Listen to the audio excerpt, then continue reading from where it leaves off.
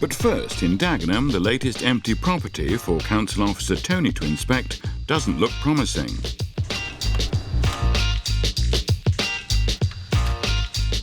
Another beautiful empty property on the borough.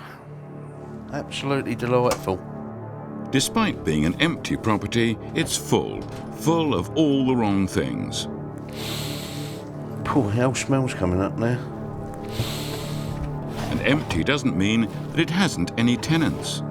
Just everywhere you go, there's rat and mice droppings just everywhere. The floor is absolutely covered. Time to shed a little light. Oops. Curtains are fixed up. Oh, nice. When rats leave a sinking ship, this is obviously where they come to. This looks like an area that the rats really liked. I mean, here they've just scrapped through everything, gone into every bag. You can see by the drawer, look, they've been nesting in here. Looks like there's probably been more mice and rats in here than people. For rats, this would be a grand hotel. Make no mistake, well heeled. Well, you can see by the rats have just chewed all the shoes to bits. Well, there's a dead one anyway. A bit mummified, but he's dead. This house has a dark history indeed. Just thinking of that, living with those running about all over you, just unbelievable. And there's signs of children here as well, so goodness knows, you know, it just seems to have all totally collapsed around their ears. How could people live like this? Oh, well, much of the same upstairs.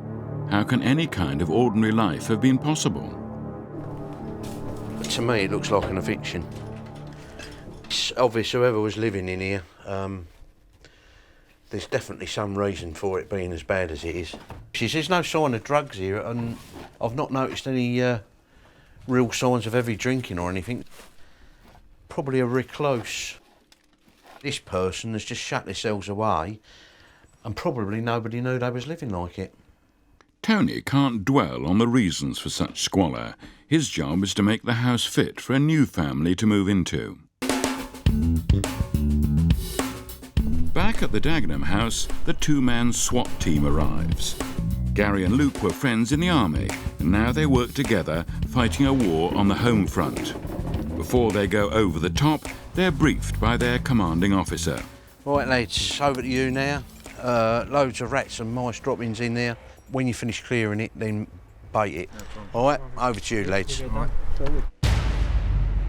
Gary and Luke move in cautiously. The key thing is to know your enemy. Stinks. You smell the rat straight away and see all the material, the nesting material around it. You see what they've been chewing on. It's all about breeding, bad breeding. Each female rat would have about 7 litters a year. Normally between about 6 and 10 in a litter at least. So that's around 70 babies per female per year. Once they've had their babies, they're ready straight away to reproduce again, aren't they? So you can imagine how fast this is going on if it's not getting treated. While Gary plans an all-out assault on the ground floor, seasoned tracker Luke goes behind enemy lines and picks up the trail. They're definitely using this path straight away. They're going up and down. Obviously, where their fur's dirty, they're just using this constant spot. It's just indicating where they're basically going. These are just called smear markings, and it's a good thing in a way because it helps you when you're baiting the problem and everything else. They're up against a ruthless, but certainly not a toothless, foe. Obviously, they've been getting in the drawers, but you can see how determined they do get. You can see where they've just been going in and out of that same hole. They can run, but they can't hide. Rats look like they're coming up through there. This is definitely a route for them to get through. This is a serious battle. Hygiene matters. This has to be sorted out. Gary and Luke begin by clearing out the big items. On this job, they don't need an alarm to tell them there's a problem. Well, there's a bad smell going in here. I don't know. We'll have a quick look, see what's in there. The armchair has provided a final resting place. There's a dead one there. And that's what I could smell. Stinks.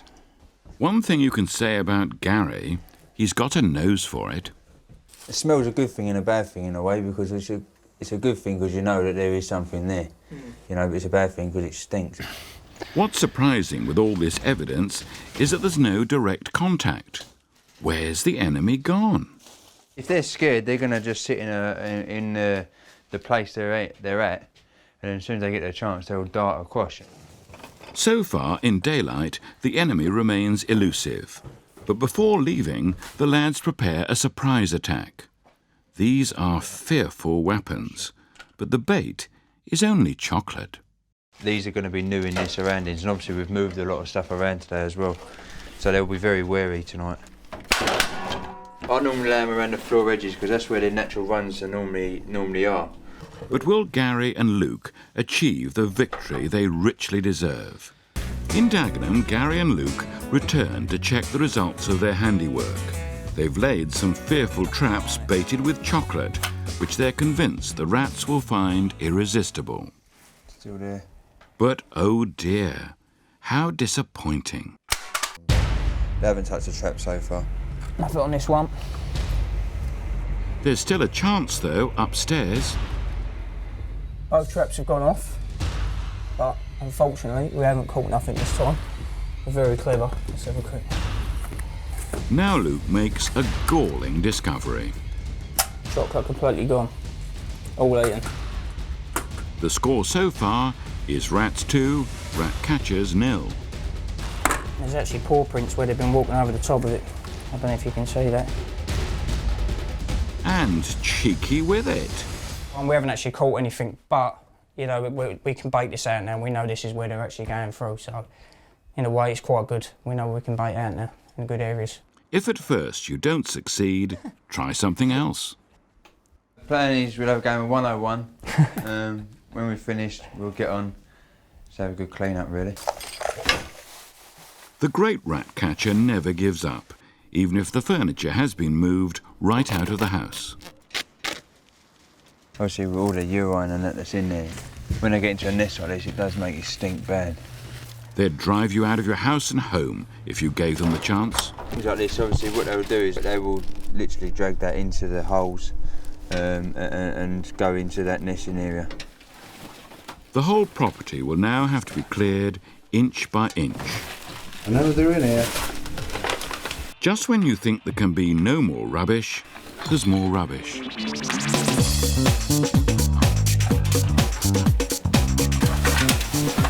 There's a dead carcass there. See all the bones in that display. There's another dead one there.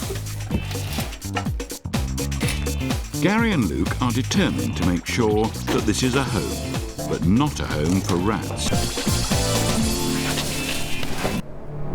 Back in Dagenham, Gary and Luke, despite their earlier setback, have not given up the fight. The house is now spotless.